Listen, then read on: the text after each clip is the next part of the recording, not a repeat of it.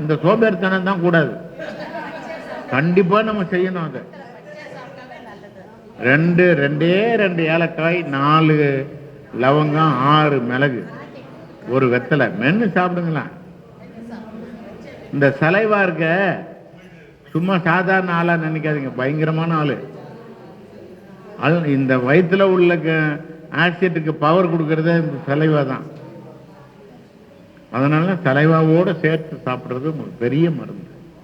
மலச்சிக்கல் வேற வழி இல்லை, நான் என்னென்னமோ பண்ணி பார்த்துட்டேங்க முடியலைங்க அப்படின்னா நாட்டு மருந்து கடையில் அந்த இது வாங்கிக்கோங்க, என்னது நிலாவரெல்லாம் போனால் கிட்னி அடிச்சிடும்.